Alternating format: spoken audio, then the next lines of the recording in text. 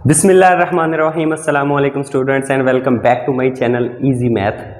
आज की इस वीडियो में स्टूडेंट्स हम दो बहुत इंपॉर्टेंट थ्योरम्स को डिस्कस करेंगे, उनके प्रूफ्स को डिस्कस करेंगे जिनके प्रूफ अक्सर पेपर में आ जाते हैं और इन थ्योरम्स के बगैर आप इस लिमिट की एक्सरसाइज को हाफ से ज़्यादा क्वेश्चन ऐसे हैं जो कि आप नहीं इसको सॉल्व कर सकते। तो इन थ्योरम्स का प्रूफ मैं आज आपको करवाऊंगा। बहुत से स्टूडेंट्स इसको स्किप कर देते हैं प्रूफ को और उनको समझ नहीं आती कि इनके प्रूफ्स कैसे होते हैं और बहुत सी आगे क्लासेस में जाके उनको प्रॉब्लम होती है कि इनके प्रूफ्स हमने क्यों नहीं किए। तो इस वीडियो में मैं आपको बड़ी आसानी से इनके प्रूफ्स आपको सिखाऊंगा और इनके रिलेटेड एग्जांपल्स भी मैं आपको बताऊंगा ताकि आपको इसके एक्सरसाइज के क्वेश्चन सॉल्व करने में आसानी हो। तो आइए चलते हैं सबसे पहले प्रूफ की तरफ, पहले थ्योरम की तरफ, जिसमें आपके पास n एक वेरिएबल है और एक कुछ स्पेसिफिक शक्ल की एक फंक्शन बनाया गया है। उस तरह के कोई भी स्पेसिफिक शेप का इस तरह का कोई भी इस शक्ल में आ जाएगा फंक्शन, तो उस पर लिमिट अप्लाई होगी, limit tend towards infinity, then उसका आंसर डायरेक्टली आप ई लिख सकते हैं। व्हाट इज ई? ई एक नंबर है जिसकी वैल्यू होती है 2.718281 अप टू सो ऑन। चलें जी, इसका प्रूफ स्टार्ट करते हैं। प्रूफ स्टार्ट करने से पहले मैंने एक चीज इधर लिखी है जिसको बोलते हैं बाइनोमियल एक्सपेंशन, बाइनोमियल थ्योरम। इस तरह की 1 प्लस एक्स टाइप की पावर n समथिंग हो तो उसको इस बाइनोमियल थ्योरम की मदद से आप ओपन कर सकते हो।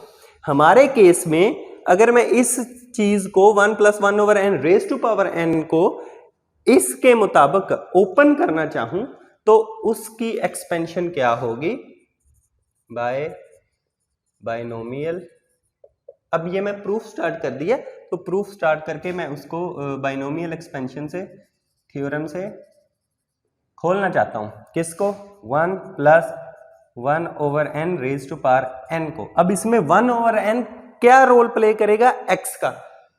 x की जगह हमने 1 ओवर n पुट कर देना है, तो 1 plus n into 1 over n plus n into n minus 1 over 2 factorial 1 over n raise to power 2 plus n into n minus 1 into n minus 2 over 3 factorial into 1 over n raise to power 3 plus up to so on. ये देखें जी, उसके मुताबिक मैंने इसको open कर दिया। अब इसको सिंप्लीफाई करेंगे, 1 एज इट इज रहेगा, n से कट आउट होके 1 अगेन आ जाएगा। ये 1 ओवर 2 फैक्टोरियल मैंने साइड पे लिख लिया और ये n रेज टू पावर 2 था, इसमें से एक n इस n के साथ कट आउट होके n माइनस 1 ओवर n बन जाएगा, एक n तो बचेगा ना। प्लस सिमिलरली ये 3 n थे नीचे, n क्यूब था, तो n क्यूब में से एक n इसके साथ कट जाएगा तो n minus 1 n minus 2 over n square as it is, और ये 1 ओवर 3 फैक्टोरियल भी as it is up to so on. और इसको मजीद सिंप्लीफाई करें तो ये 2 बन जाएगा, प्लस 1 ओवर 2 फैक्टोरियल। इस n ने नीचे दोनों के डिवाइड होकर एक ऐसी चीज बना देनी है 1 माइनस 1 ओवर n। इस n ने जब n पर डिवाइड होना है तो 1, इस n ने जब 1 पर डिवाइड होना है तो 1 over n। Similarly 1 over 3 factorial into 1 minus 1 over n, 1 minus 2 over n plus up to so on. अब आप पूछेंगे ये कैसे बना? क्योंकि ये 2 n थे, n स्क्वायर है, इसको n अलग-अलग करके एक n को इसके साथ डिवाइड करवा दिया, एक n को इसके साथ डिवाइड करवा दिया। सिमिलरली आगे जो टर्म्स बनेंगी वो इसी तरह, उनमें 1 ओवर n भी आएगा, 2 ओवर n भी आएगा, 3 ओवर n भी आएगा, 4 over n and up to so on. अब ये किसकी शेप बनी? 1 plus 1 over n raise to power n की ये फॉर्म बन गई। When we apply limit n tend towards infinity, because हम n tend towards infinity मालूम करना चाहते हैं इसका, तो जब हम करेंगे तो ये 1 over n, 2 over n, 3 over n, 4 over n, something over n, वो सभी क्या हो जाएंगे? 0 हो जाएंगे। बिकॉज 1 ओवर n पर जब n टेंड टुवर्ड्स इंफिनिटी आप अप्लाई करवाएंगे तो 1 ओवर इंफिनिटी आंसर आ जाएगा। तो 1 ओवर इंफिनिटी क्या होता है? 0। 2 ओवर इंफिनिटी क्या होता है? 0। 3 ओवर इंफिनिटी क्या होता है? 0। Anything over infinity is equal to 0। सो यहां पर आपके पास जब अप्लाई करवाएंगे then 1 over n, 2 over n, 3 over n and up to so on will become 0। तो इन सब में से जो जो चीजें 0 आ जाएंगी वो आपके पास limit n tend towards infinity 1 plus 1 over n raised to power n will be equal to 2 plus 1 over 2 factorial, ये सारी चीज 0 होगी, 1 minus 0 1 नहीं रह गया, into 1 minus 0 plus 1 over 3 factorial into 1 minus 0 into 1 minus 0 plus up to so on 1 over 4 factorial भी आएगा, 1 over 5 factorial भी आएगा। सो आफ्टर सिंप्लीफिकेशन हमारे पास जो चीज बच जाएगी, limit n tend towards infinity 1 plus 1 over n raised to power n will be equal to 2 plus 1 over 2 factorial plus 1 over 3 factorial plus 1 over 4 factorial plus up to so on। इनकी जो values बनती हैं 2 plus 1 over 2 factorial होता है 2 and 1 over 3 factorial होता है 6 plus 1 over 4 factorial होता है 24 plus up to so on. और इनको डिवाइड करने के बाद जो आपके पास वैल्यू बनेगी 0.5 प्लस 0.16667 प्लस 0.041667 और इनको जब ऐड करेंगे तो 2.718281 up to so on which is equal to e. और ये किसके इक्वल आ गया, limit n tend towards infinity 1 plus 1 over n की आपकी जो वैल्यू आ गई वो e के इक्वल आ गई। इतना सिंपल प्रूफ था जो कि आप लोग छोड़ देते हैं और अक्सर औकात ये पेपर में आ जाता है। तो इस तरह की टाइप की कोई भी आपके पास शक्ल आ जाए, क्वेश्चन आ जाए जिसमें यहां पर जो भी एलिमेंट होगा 1 over n की जगह कुछ भी हो, उसका रेसिप्रोकल उसकी पावर होनी चाहिए। जैसे कि ये 1 over n है तो इसका रेसिप्रोकल यानी कि n over 1 उसकी पावर में है, तो इसको आप e आंसर लिख सकते हो डायरेक्टली। अभी मैं आपको इसकी एक एग्जांपल करके दिखाता हूं जी। तो स्टूडेंट्स इसी के रिलेटेड एक एग्जांपल मैंने लिखी है। इसमें n tend towards infinity 1 plus 3 over n raise to power 2n। अगर आप देखें तो ये वाली एग्जांपल इस शक्ल की तमाम फॉर्मेलिटीज को फुलफिल नहीं करती। यानी कि मैंने कहा था इधर जो भी हो चीज 1 over n हो तो उसका रेसिप्रोकल उसकी पावर में हो, इधर है 3 over n तो इट मींस दैट उसका रेसिप्रोकल यानी कि n/3 उसकी पावर में होना चाहिए। तो इसको फुलफिल करने के लिए कुछ इसके साथ करेंगे, ऑपरेशंस करेंगे ताकि हमारी फॉर्मेलिटीज को फुलफिल कर सके ये क्वेश्चन और हम इस पर ये वाला रिजल्ट अप्लाई कर सकें। तो इसके लिए मैं क्या करता हूं,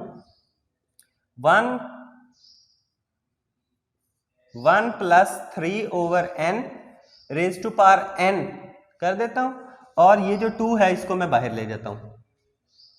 ठीक हो गया जी। अब मैं अपनी तरफ से 1 plus 3 over n 3 से मल्टीप्लाई करवा देता हूं और 3 से डिवाइड करवा देता हूं और ये 2 एज इट इज, बस इसकी पावर को 3 से मल्टीप्लाई और 3 से डिवाइड करवा दिया। अब ये जो 3 से मल्टीप्लाई करवाया था ये भी बाहर 2 के साथ चला जाएगा, अंदर बच जाएगा n/3।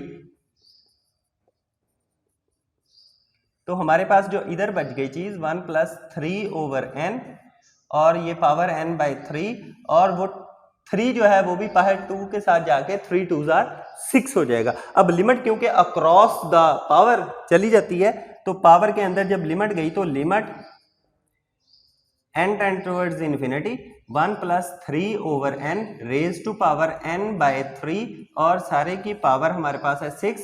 अगर आप देखें तो ये पावर 6 के अंदर वाली जो चीज है ये हमारे इस रिजल्ट को फुलफिल कर रही है। मींस के ये 1 प्लस के साथ जो वाली टर्म है 3 ओवर n इसका रेसिप्रोकल n बाय 3 उसकी पावर में है और लिमिट इन्फिनिटी को अप्रोच कर रही है, तो इसका आंसर डायरेक्टली इस रिजल्ट के मुताबिक e लिख सकते हैं।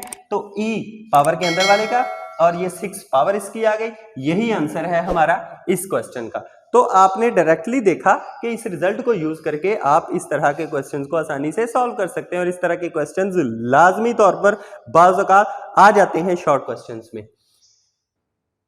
नेक्स्ट हमारे पास एक थ्योरम है, उस थ्योरम का बहुत से स्टूडेंट्स उसको स्किप कर देते हैं, तो उसको देखते हैं जी क्या है जी। तो स्टूडेंट्स अगला हमारे पास जो थ्योरम है थ्योरम नंबर 2, वो थ्योरम आपके पास इस तरह की शक्ल का होगा और थीटा की measure in radian. If theta is measured in radian then limit of that theta tend towards 0 approaches to 0 sine theta over theta. यहां पर जो भी एंगल होगा साइन थीटा जितना भी एंगल होगा वही नीचे डिनोमिनेटर में होना चाहिए, देन हम कहेंगे कि इसका आंसर 1 है। ये एक बात आपने अपने जहन में डाल लेनी। इस थ्योरम के प्रूफ को शुरू करने से पहले मैं आपको एक थ्योरम करवाना चाहता हूं जिसका नाम है द सैंडविच थ्योरम।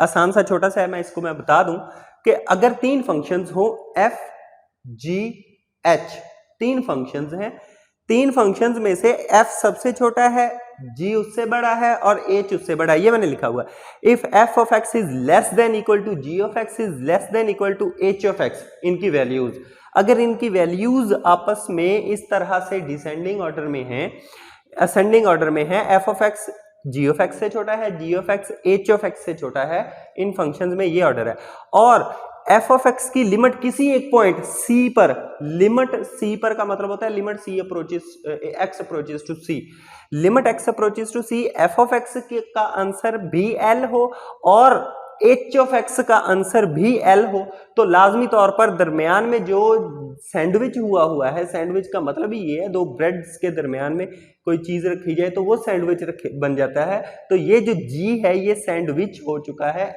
f और h के दरमियान। इसकी जो लिमिट का आंसर है अगर l हो और उस h की लिमिट का आंसर भी l हो, देन हम कहेंगे कि लाजमी तौर पर g का आंसर भी लिमिट का l होगा। इसका इस्तेमाल इस थ्योरम में होगा, तो इसको प्रूफ करते हैं जी। हमारा ये जो थ्योरम है sine theta over theta is equal to 1 और लिमिट अप्रोच करे थीटा टेंड टुवर्ड्स 0। इसके लिए हम एक लेट कर लेते हैं, नई टेक्निक है थोड़ी, तो इसके लिए लेट कर लेते हैं। एक सर्कल था जिसका रेडियस 1 है और उसका एक सेक्टर ले लिया हमने, वो सेक्टर कितना है, एंगल थीटा का एक सेक्टर है। हमारे पास एक सर्कल था, ये देखें, let theta be the positive acute angle of a circle with radius r is equal to 1, जैसा कि मैंने शक्ल में आपको दिखा दिया है बना के। यहां पर गिवन दैट OA की length is equal to OB की लेंथ 1 है, बिकॉज OA और OB ये उस सर्कल के रेडियस है, दोनों रेडियाई हैं, तो इस रेडियस तो उस सर्कल का 1 होगा। अब हमारे पास जो राइट एंगल बन रही है ओ, अच्छा इधर से एक राइट एंगल ड्रॉ करें C पॉइंट पर, तो ये एक राइट एंगल नहीं बन गई। इस राइट एंगल में, ये राइट एंगल है, इस राइट एंगल पे अगर हम आप वैल्यूज ट्रिग्नोमेट्रिक रेशियोज की वैल्यूज देखें इन ट्राइंगल OCB, हमारे पास जो OCB है इसमें साइन की वैल्यू अगर देखें, sine theta will be equal to, sine theta क्या होता है, sine theta is equal to perpendicular over hypotenuse, तो परपेंडिकुलर आपके पास क्या है BC ओवर हाइपोटेन्यूज OB, तो BC ओवर OB, OB की वैल्यू हम कह चुके हैं 1 है, तो it means that sine theta की वैल्यू आपके पास क्या आ गई BC। अच्छा जी, नेक्स्ट ये एक ट्रायंगल हो गई। दूसरी ट्रायंगल हमने ये बनाई कि एक पॉइंट O से एक परपेंडिकुलर खींचा जो कि पॉइंट D पर जाके मिल गया, DA जो है वो परपेंडिकुलर है OA पर, ठीक है जी। अब हमारे पास एक ट्राइंगल है, इन ट्राइंगल OAD जो बड़ी वाली ट्राइंगल है उसमें tan की जो आपके पास वैल्यू आ रही है tan theta. What is tan theta? tan theta होता है AD ओवर OA हमारे पास 1 है तो इसकी वैल्यू भी AD आपके पास आ गई। ठीक है जी। ये वैल्यूज आपने इसलिए निकाली हैं कि ये आगे जाके हमारे काम आएंगे। अब हमने क्या करना है, हमने in the terms of the area इसको देखना है, तीन चीजों को in the term of the area, क्योंकि ये तीन फंक्शंस, तीन ट्राइंगल्स बन गई, तीन बाउंड्रीज बन गई। एक ये ट्राइंगल OBC, क्लियर, और एक OAB सेक्टर जो कि बना था पहले सर्कल का, तीसरा OAD बड़ी वाली ट्राइंगल। ये तीनों को देखेंगे, इनके एरिया के हिसाब से क्या चीज कॉमन है इसमें। अच्छा जी, उससे पहले एक स्ट्रेट लाइन आपने ड्रॉ करनी है, यहां से B से A तक एक स्ट्रेट लाइन आपने ड्रा करनी। मेरे से शायद ये स्ट्रेट लाइन सीधी नहीं ड्रॉ हुई। AB, क्योंकि ये वो सर्कल का हिस्सा था, कर्व था, उस AB को स्ट्रेट लाइन में कन्वर्ट कर दिया, तो हमारे पास ट्राइंगल OAB भी एक बन गई ट्राइंगल। तो इन तीनों ट्राइंगल्स का आपने एरिया जो है वो हमने करना है compare. Number 1, area of triangle OAB, ये कौन सी है जी? OAB, ये जो OAB ट्राइंगल है इसका एरिया आपके पास क्या होगा? Will be equal to 1/2 OA into BC। अच्छा जी, होता क्या है बेसिकली, ये जो होता है BC इसका अल्टीट्यूड है। किसी भी ट्राइंगल, ऐसी ट्राइंगल है तो उसका एरिया इस अल्टीट्यूड की मदद से निकल आता है। इस अल्टीट्यूड को मल्टीप्लाई करवा दें इसकी बेस से और 1/2 से मल्टीप्लाई करवा दें तो आपका एरिया निकल आएगा। यही काम मैंने इधर किया। ये इसकी बेस है, ये इसका अल्टीट्यूड है, तो उसके हिसाब से मैंने BC मल्टीप्लाइड बाय OA, और OA जो हमारे पास है वो है 1, और 1/2 will be equal to 1, OA की वैल्यू 1, BC की वैल्यू हमारे पास क्या है? Sine theta into sine theta. ये रख लें। Second, area of sector OAB। एक तो सेक्टर है जो गोल है, सर्कल का हिस्सा था, एक ट्राइंगल का हिस्सा है जो हमने स्ट्रेट कर दिया, उसका पहले फाइंड आउट कर चुके हैं जो कि 1/2 साइन थीटा है। लेकिन अब हम सेक्टर का फाइंड आउट करने जा रहे हैं। तो सेक्टर का जो एरिया होता है उसका फार्मूला क्या होता है? 1/2 R स्क्वायर थीटा, और R हमारे पास क्या है? 1 है, तो हमारे पास आ जाएगा 1/2 थीटा। तीसरी चीज, एरिया ऑफ ट्राइंगल OAD, बड़ी वाली ट्राइंगल का एरिया, तो उसका ट्राइंगल का एरिया निकालना 1/2 OA इंटू AD। वो सिंपल है, वो है एक राइट एंगल ट्राइंगल है तो उसका area 1/2 base perpendicular will be equal two into 1 into tan theta. अब मैं सैंडविच थ्योरम को अरेज करने जा रहा हूं। नाउ फ्रॉम द फिगर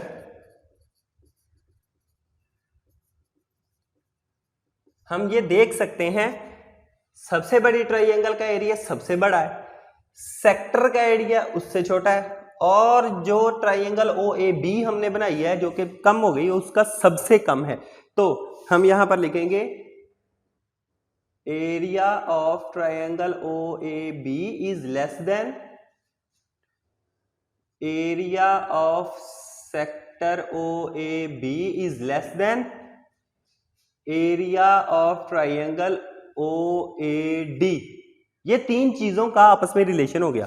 तो ये क्या था? Area of triangle 1/2 sign theta is less then 1/2 theta is less then 1/2 tan of theta.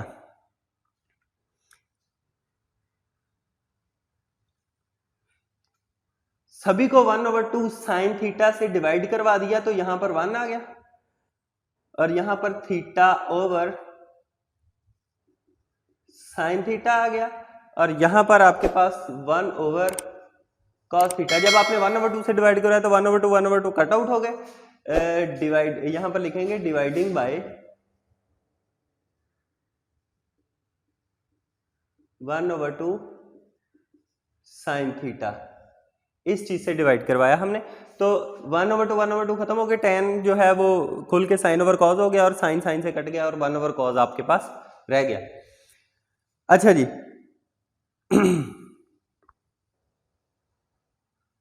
अब इसको आप रेसिप्रोकल कर दें तो ये इसकी sign theta over theta is greater than cos of theta. जब रेसिप्रोकल कर देंगे तो इसकी ये सिंबल्स भी बदल जाएंगे, लेस देन जो कि सिंबल है वो ग्रेटर देन में कन्वर्ट हो जाएंगे। या इसको फिर ऐसे भी लिख सकते हैं cos थीटा अगर मैं इधर लिखना चाहूं is less than sin theta over theta is less than 1 when theta approaches to 0। ये तो ऑलरेडी इसकी आंसर 1 है, इसका आंसर 1 आएगा। इस पर जब थीटा इस ये फॉर एग्जांपल सैंडविच थ्योरम में ये 3 फंक्शंस आ गए, इस पर जब मैं फंक्शन पर लिमिट अप्लाई करूंगा थीटा अप्रोचेस टू 0 तो ये तो आंसर 1 ही आना, बिकॉज इसमें थीटा है ही नहीं। इसमें जब थीटा अप्रोचेस टू 0 अप्लाई करूंगा तो इसका आंसर ऑटोमेटिकली 1 आना है। Theta approaches to 0 means cos 0 1, तो cos थीटा अप्रोचेस टू 1, जब थीटा अप्रोच करेगा 0 को तो cos थीटा अप्रोच करेगा 1 को। इसका मतलब थीटा अप्रोच करेगा 0 पर तो ये दोनों चीजों का आंसर 1 आ रहा है। This implies sign theta over theta is sandwich between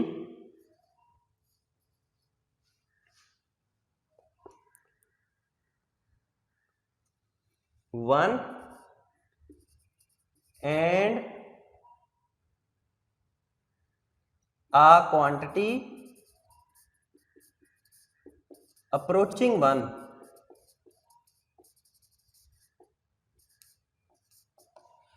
sign theta over theta दो ऐसी क्वांटिटीज में सैंडविच हो चुका है जिसमें एक 1 है और एक अप्रोचेस टू 1 है। ये भी अप्रोचेस टू 1 होगी, ये भी अप्रोचेस टू 1 होगी। इट मींस दैट के लिमिट का आंसर इसका भी अप्रोचेस टू 1 होगा।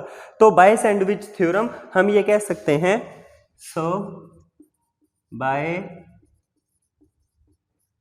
Sandwich theorem